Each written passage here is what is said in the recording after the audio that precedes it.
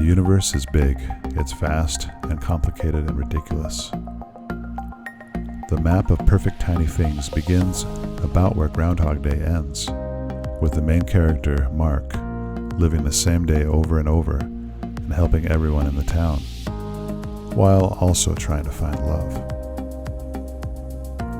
Until one day, his world is turned upside down when he discovers another person who is also stuck in the same time loop, Margaret.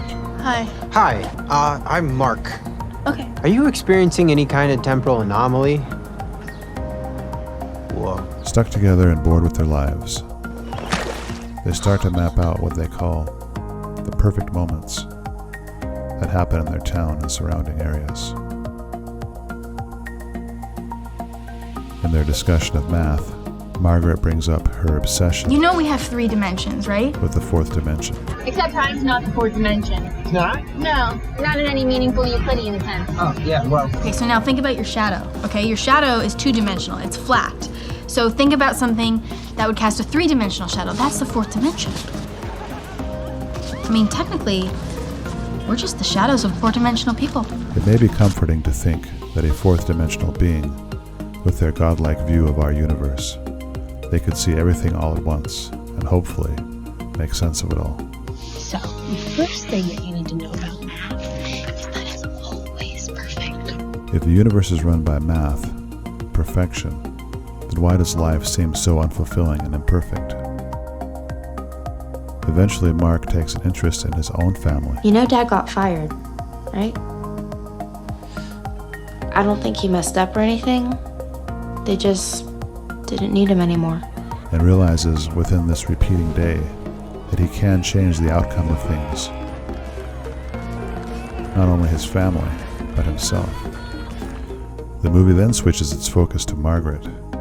We learn that in her grief over her mother dying, Margaret wished for time to stop.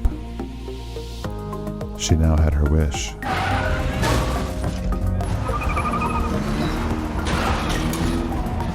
She was in a world without time. Any luck with the dog? It might be time to give up on the dog. She was like Wendy in Never Neverland, who wasn't ready to grow up, Public nudity is always an option. Margaret, stop. or Eve in the Garden of Eden, who could choose whether or not to eat the fruit, which would bring death into her world. This isn't working. It was her choice, not Mark's Just because I won't kiss you? or anyone else's. Why don't you just kiss one of them? She had to choose to stop grieving, to stop being afraid, and to want to live again. It's true that we're losing time every day, all the time, until one day it's all gone. But you're gaining it too. Every second, perfect moments. One after the other, until by the end you have your whole life. You have everything. And it costs you everything. But it's worth it. Margaret starts to allow herself to become part of life again. You're a friend of Mark's? She is now the main character, Did you use a shotgun? Yeah, you need the grenade launcher and attachment. the story can't be resolved without her. I've died so many times doing that. Yeah, It's the key. that's the thing. Death, it's so terrible to lose someone. And if you don't face it, if you don't deal with it, then you just end up losing yourself too.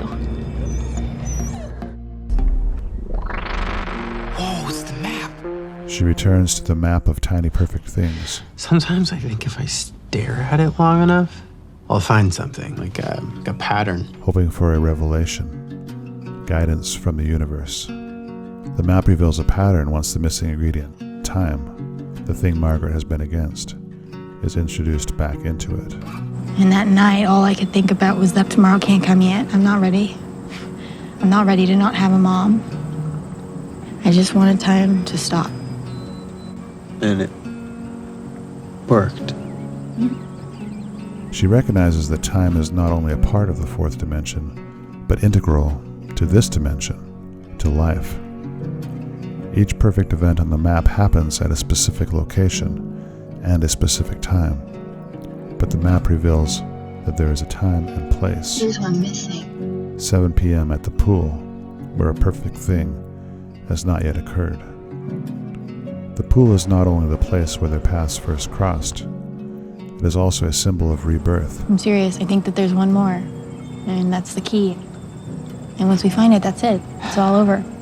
And the number 7, originally based on a compass used for drawing circles, represents completion or perfection. And then the really weird thing was that you showed up, and I didn't know where you came from and why it was you. And now I think I know why. I think it's because, when it's time to go, I wouldn't have to go alone.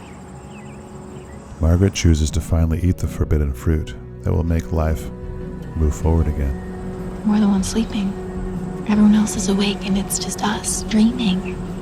Life isn't just about observing beautiful moments or even helping other people with their dreams. There is a perfect moment, or many perfect moments, just waiting for us to experience them. We are the main character, the hero of our own story, and we don't have to face things alone. Don't be afraid to step in and embrace life, the good and the bad. You can make a difference, even in tiny, perfect ways. But don't wait for everything to be perfect. That was kind of perfect.